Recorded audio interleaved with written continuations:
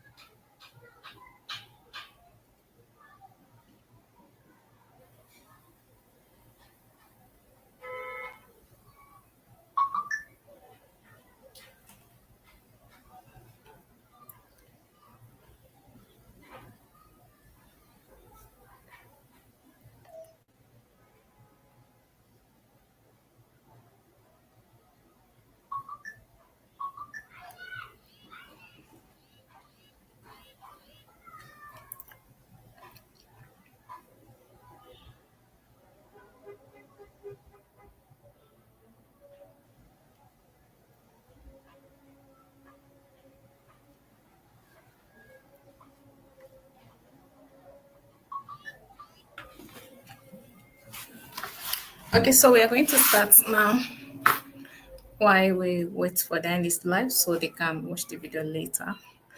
So are you there? All right, thank you very much, Chinere. Can you hear me? Okay. Yes, I can hear you. Can you hear me well, actually?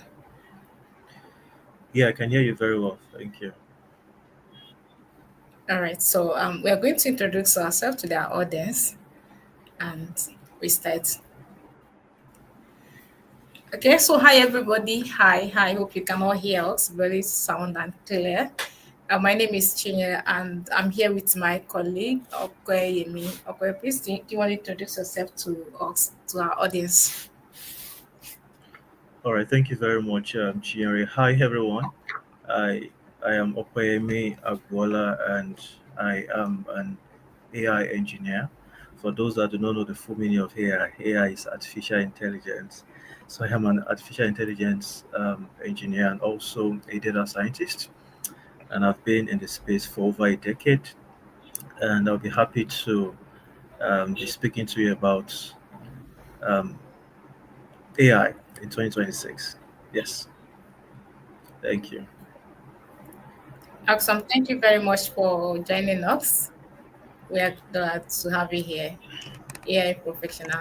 Okay, so guys, we are going to be discussing the AI engineering in 2026, the right skills, the career path, and how you can build the real AI system in 2026. I know most of us want to dive into the AI engineering part, and maybe that's your decision in 2026. But then again, you need the right decision. You need the right person who has been in the space to tell you, okay, this is what you need to do. This is the right career path, and this is the skills that you need to learn. I remember some time ago, like about 4 or 5 months ago, someone reached out to us that if we are taking AI engineering course, and I started asking him questions like, okay, how far have you been? Have you been in tech space for the first time? And he said, no. Do you know about statistics? I said, no, I just want to become an AI engineer because I've heard a lot about AI. I said, well, there are some things that you need to learn become before you start diving into the AI engineering part. Okay, so when we have some questions I want to ask you that I believe some of our audience would like to ask, especially those that are interested in starting a career path in AI engineering in 2026. Okay, so Okay. first question here is, what essential skills does anyone need to succeed in today's tech-driven world, especially in the especially with AI becoming more prominent? All right, thank you very much for that question.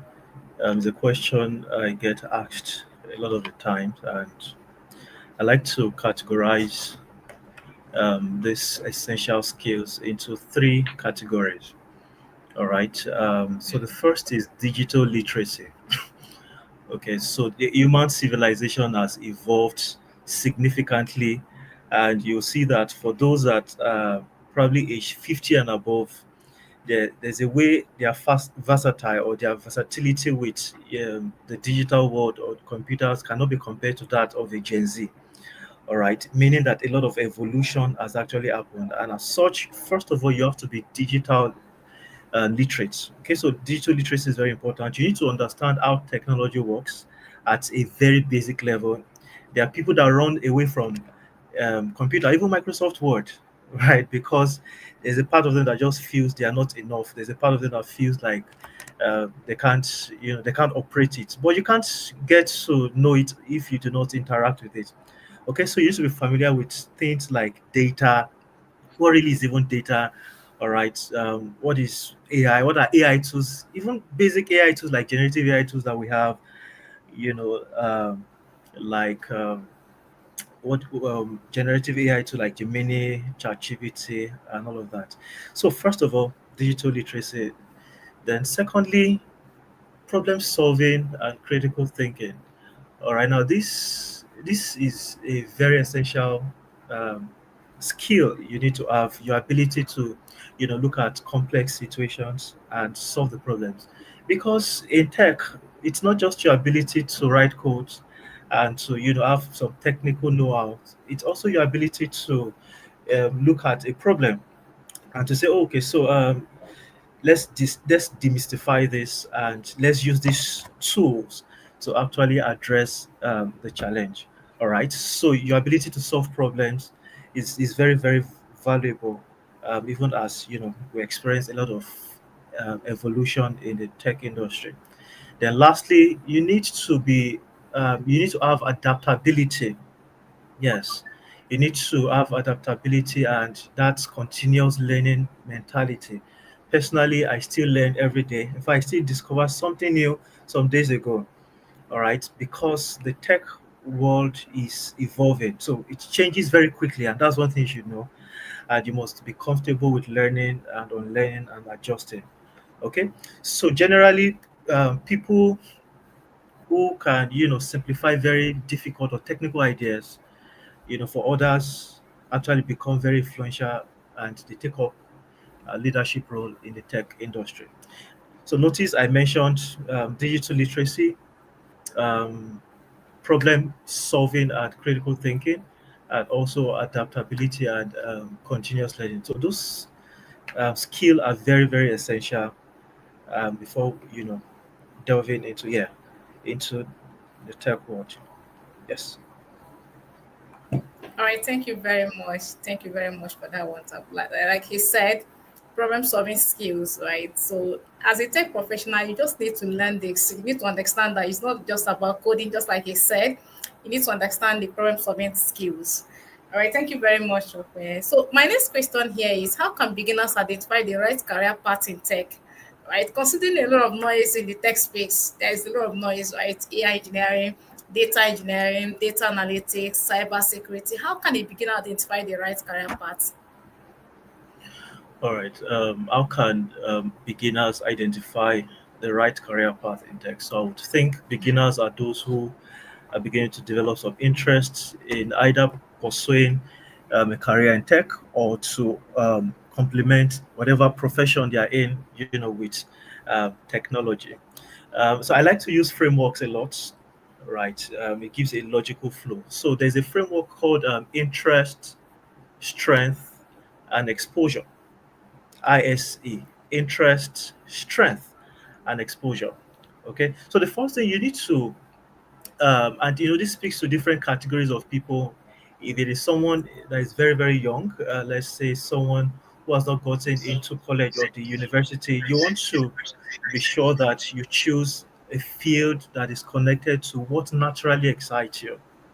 Okay, and trust me, one thing about tech is there are things that are common with tech. numbers, creativity, systems, and just building things. Okay, so you have to be able to you have to check whether you have interest in building things. And I mean, even if you do not naturally have interest in creating things and designing things, you have to find a way to develop some interest, in that, because that's very, very important.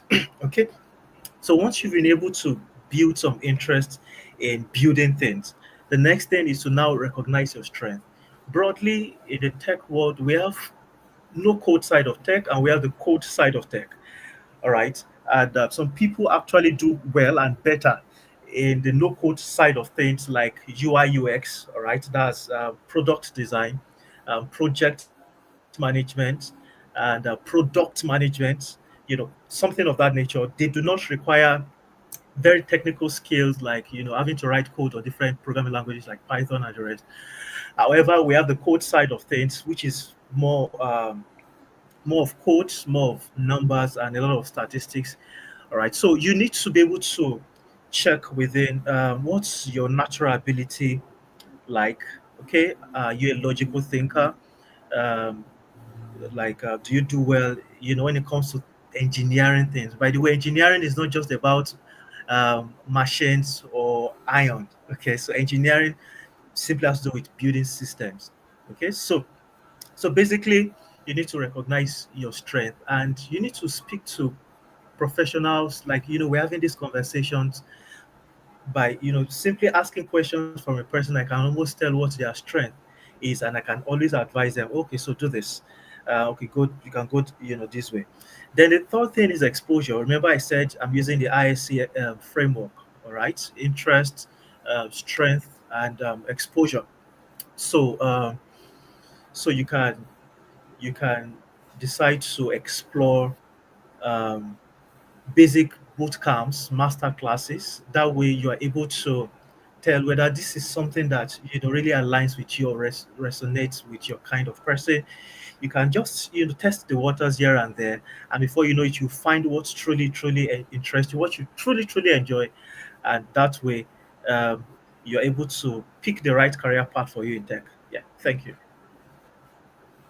Thank you very much. Thank you very much. So my next question is: what are the practical steps that someone should take to transition into tech background, especially someone that is not coming from any tech background, no computer science background? What are the practical steps that they should take? I know you mentioned it though, but then let's say from me again. Yes. So basically, so tech is very broad, all right, and to Yes. break into tech, so there are some foundational things you need to note, depending on which area of tech you want to go into. But there are some things that are basic, regardless of which area of tech you want to focus on. So, like I mentioned earlier, you have to have some level of digital literacy. You must not be scared of computers. You must be able to interact and just build that digital confidence. Okay, that's the first thing. It's very, very important. You must be able to interact with spreadsheets. All right, that's very basic. And also understand how data actually influences our world. Okay, so now in the tech world, data is a very central phenomenon that, regardless of where you are or whatever specialization you are in, data is very, very, very central. So you need to get accustomed to concepts like data. All right, that's very very important. Now, once you've been able to determine which career path you want to pursue, you need to choose one direction so that you don't get overwhelmed. For example, if you want to go into data analytics, to an extent you must love numbers. You can't do without loving numbers. Okay, so if previously you do not like numbers, you have to find a way to develop an interest in numbers. Okay, um, product management, which is pretty much no code part area of tech, um, where you deal with the whole life cycle and the designing of a product. It can be a web application or a mobile app or what have you, for solving real life problems. You have to be a planner and you have to be a strategist, because you're going to be interacting with a household of developers and UI UX designers and what have you. So another example I'm going to give would be AI engineering.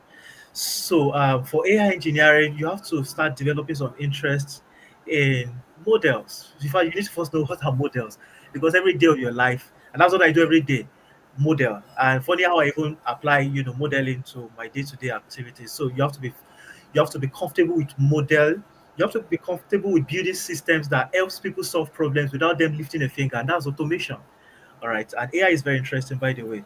So yes, one more thing I would just mention again is so we're talking about the steps to transition from a non-tech background. So obviously, those that have tech background will think they are those that probably studied computer science, and all along, they've been writing on different programming languages, C++, JavaScript, and all of that, right? So for you, you need to also build portfolio. Okay, you need to work on projects. So a collection of projects will help you develop a portfolio. So create small projects that shows your practical strength and ability. So employers really care more about what you can build than your degrees. Okay, so basically that's it. Thank you. Okay, thank you very much. That's wonderful insights from what you said. A lot, you said a lot. I thank you very much for that. He said something. He said, if you are planning to transition into the career part of data analytics, just know that you must love numbers. Okay, if you must love numbers. This just a few months ago, I had a student who said to me, "Sure, is it possible for us to, to move to Power BI without Excel because Excel is full of numbers, numbers." And I know a student who dropped out and was like, "No, I don't think it's something I can do. I don't like numbers." I said, "You don't like numbers and you want to transition into the specs of data analytics. Okay, let's move you to another department, maybe business analysis. Of course, business analysis, trust me, you will still deal with numbers, okay? But then again, like I said, please make sure that you like numbers. And again, it's not something that you can just wake up in a day and develop. And again, it's still something you can wake up in a day and develop, right? If that's Right, what you right. want, why not sacrifice for it, right? I always say something. If others can do it, why not? I will do it. All right. Thank you very much for that. Okay, so now from what you said from when we started, you said you have over a decade experience in this space, right? So now, based on your experience, what makes someone stand out in their career journey? Is it their skills? Is it their certifications? Is it their mindset or something else? Because a lot of people will be like, I remember I counted as someone who said, I have 5 certification on this, that. I was like, okay, what have you done? What project have you done? All right. So I want to hear from you as an expert. What are the things that make someone to stand out in their career path? Yeah, thank you for that question. That's a very good question. Um, so I see people actually go for a lot of certifications here and there, which is great. All right. Um, Now, the first thing that makes you actually stand out is your mindset. Mindset is very, very important. You you need to have a solid mindset when it comes to tech. All right, you have to see tech as a tool to solving real life problems. All right, there are people I've met with many people that are very good at writing codes. They are very good when it comes to technical know-how, but when it comes to actually the ability to solve problems, ability to look at the world and say, okay, so this is a challenge, and even to clearly state objectives, smart objectives, it's really really difficult. So your mindset is very important when it comes to tech. It's something that makes you stand out rather. It's something that makes you become an authority in the industry, because you become a movement yourself. All right, you're not just learning it just because you want to get a job and you want to make money. No, you want to create groundbreaking solutions. All right, so then skill is very important, and certification I would say is the last thing. All right, so yes, so generally people that stand out, they are people that they are fast learners. Actually, trust me, you must cultivate the habit of learning fast, and especially if you have structured mentorship, that could help you to learn fast. Also, your ability to try new things. You must be an explorer. All right, your ability to also fix problems without being told, and you must also be bold to share your work, regardless of whether or not it is looking perfect or not. Then you must be a powerful communicator. All right. So I'm going to pause on that. There are many, take for example, data scientists and analysts I've interacted with who can analyze data, but they're unable to communicate findings. So you must be able to communicate findings to stakeholders. So your communication skill is very, very important. And that's why I encourage people from every background.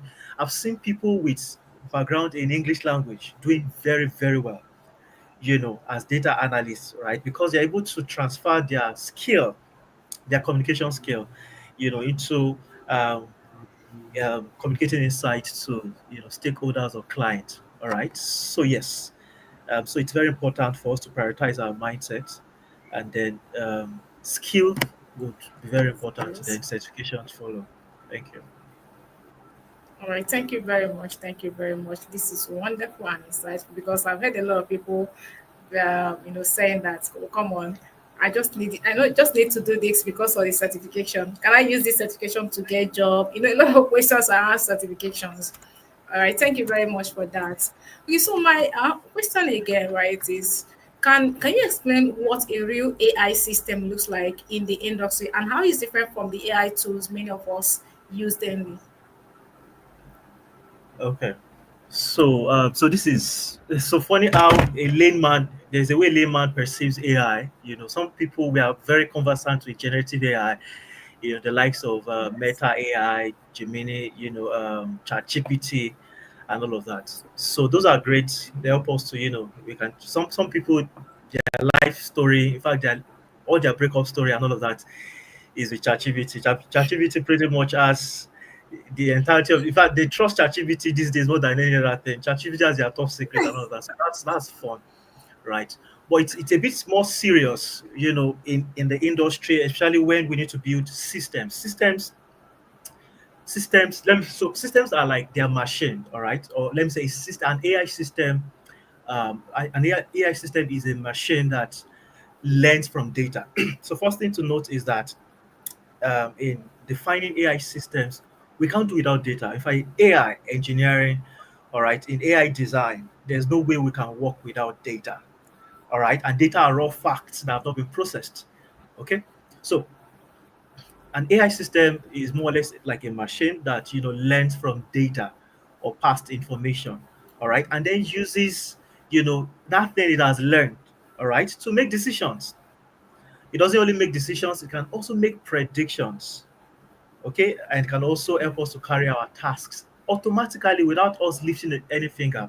So basically, in layman language, actually, I could have given a more complex definition, but I just wanted to make it simple. So, in simple terms, an AI system is just like a smart machine, a smart computer, all right, or a smart computer program that learns from data or examples and does work, on its own without your interference.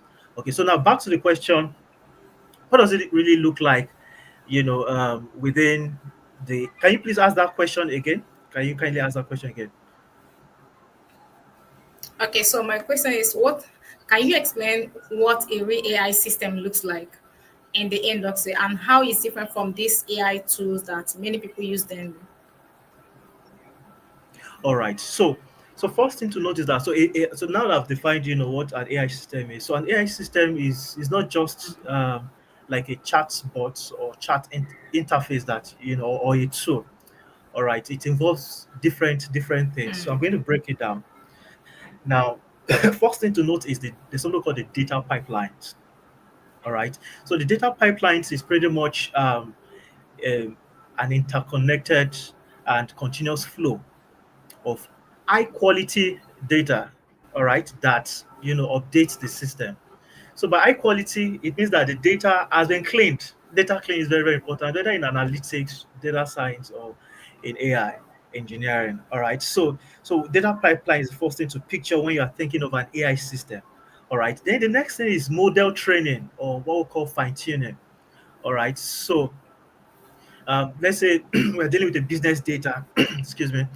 So models are adopted or adapted, so to say, to the business data and challenges. All right. So model training is the next thing we need to think of when we're thinking of, AI system. Now, these are quite technical terms, but then for those who really want to go deeper as they learn, or maybe they take a course or a program in AI engineering, they're able to relate better with. Okay, so what's even really a model like, and what does it mean to actually train a model? So another thing to note in an AI system, uh, apart from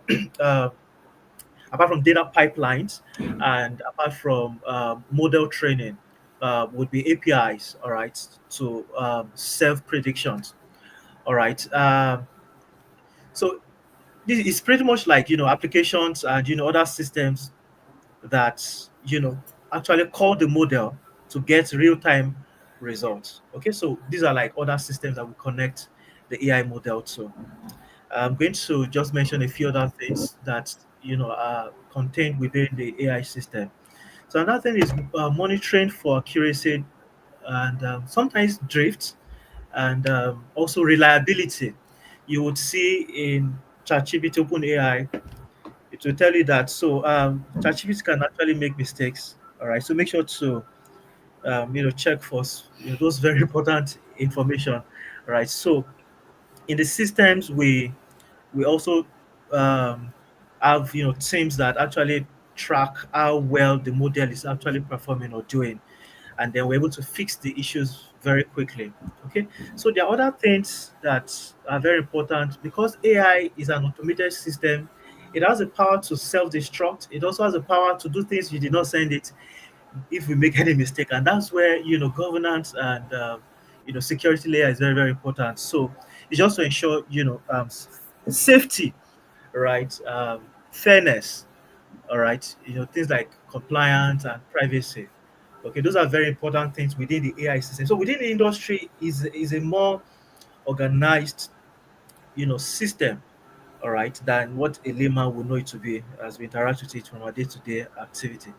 All right, and one more thing I would just add about the AI system is that so when an AI system is well built, it can become a part of a business workflow from day to day. All right. On some websites, on business websites, you see they no longer need a customer service representative because they have an AI system that has been trained with models from past data of customers and the likely things customers are going to ask and all of that. So it keeps recycling, it keeps learning from new conversations and interactions. All right, and that way it improves itself. And so we have chatbots that yeah that you can always interact with without any human interaction. Okay, so yes, basically that's what the system looks like in the industry in real life. Thank you. Thank you very much, sir. So I have another question. What advice do you have for young professionals on choosing the right project? Because the era where we are, people want to, just like you said. I know you are an AI professional. You have built a lot of projects, right? So people want to see what you have built. People want to see the kind of project, because sometimes when you ask someone, "Can I see project you build?" and when they share their project or their portfolio, and you see a lot of people saying, "Oh, this is not worthy to call a project," right? So now, as an expert who has been in the industry for over a decade now, so what advice do you have for young professionals on choosing the right project or portfolio? I mean, this the kind of project they can showcase on their portfolio, either in AI Or or in other test programs. All right, thank you for that question. So the first thing to note is you need to first learn the skill. You need to learn the technical skill, and you also need to learn problem solving and communication. Those are very, very important because you can't even work on any project if you do not have a sound technical skill. If you do not know the tools to use to address a particular problem, then you can't even build a project in the first place. All right. Generally, it takes time to build mastery, all right, and that also defines the scope of the kind of project you can do as a beginner. All right, so I would think what you mean by young professional is like someone who is like a newbie and has just probably Yes. completed a training and all of that. So first thing is domain. You see, domain is very very important regardless of whatever tech specialization you are focusing on or in, whether software engineering, AI engineering, data analytics, and so you need to have a clear picture of the domain or domains that you want to operate in. Or that's pretty much like having a niche for yourself. Okay, so take for example, there's something called data dictionary. Now you need to be familiar with the language of that industry. You need to be, you see, it's not just about analyzing data or building a dashboard. It's also about being able to speak the language of that field. All right. For example, you want to analyze aviation data. You need to be familiar with the concept, because if you would build any project around it, how grounded you are in the knowledge of that domain or that business, all right, is going to reflect in how you interpret data. So for me, most times the challenge I have when I've had to review and look at many projects, within my those years of experience I have, and what I've noticed is, for me, the biggest turnoff is not in how inadequate, all right, the solution is, all right, in terms of maybe the code and all of that. It's usually in its inability to actually solve or communicate solution. you know like, okay, so what exactly have you addressed here? All right, so as you are learning, be sure to ask your tutors or your mentors or what have you. So I don't just want to learn this. How do I translate this into real solutions? How will I be able to build capacity to also communicate my findings? All right. So usually in the industry, it's not usually about how big the project is. Okay, you can do a simple project that addresses the main problems. Your ability to be able to communicate clearly what you have done and how it solves a real problem. All right. So that's my response. Thanks. Thank you very much. Thank you very much. I remember the project I worked on, and you said, Tish, what was this? All right, thank you very much. Okay, so my next question is looking into the future, what career opportunities do you think will emerge in AI, and how can people start preparing for it now?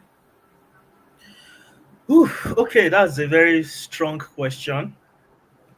So first of all, we need to know where we are coming from. So AI engineering pretty much is, or let me just say AI. Okay, I keep saying AI engineering because I'm an AI engineer. Um, AI itself is a disruptive solution that has come to invade our human civilization, and it is growing very fast. All right, so people are able to plug into this. See, regardless of whatever you're currently doing, you have to be AI savvy at some level. You have to have some AI. In fact, now we have strong AI integration into Excel. Okay, and it's beginning to Yes. replace things like VBA, automation, and all of that. For repetitive tasks, and so you have to be. So some of the things to look out for. So there are niches. I'll tell people to specialize in those areas that people are not really paying attention to yet, but they are very important. All right. Now, as things become more complex, as we have more challenging business problems that we need AI solutions for, now we need AI product engineers. Okay, so AI product engineers. So most times, what I've seen from experience, even though personally I try to adjust, but it's not that, it has not been that easy.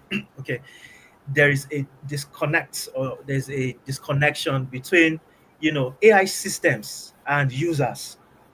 All right, so we need product thinkers.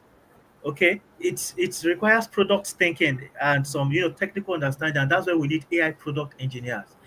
All right, so let's say you are taking an AI engineering course. Okay, you might start asking yourself, okay, so what niche do I want to carve for myself? You can consider AI product engineer.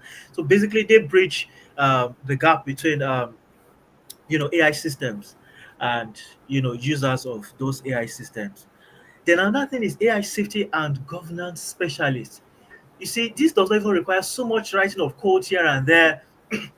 It's just about ethical AI. It's becoming a big conversation these days, and government of especially developed nations of the world, they are funding people. All right, so these people ensure that AI is actually ethical, also compliant, and safe to use. Okay, so but you have to. So as much as you might not be doing a lot of technical stuff, writing code and building the systems itself, you still have to have some analytical mentality.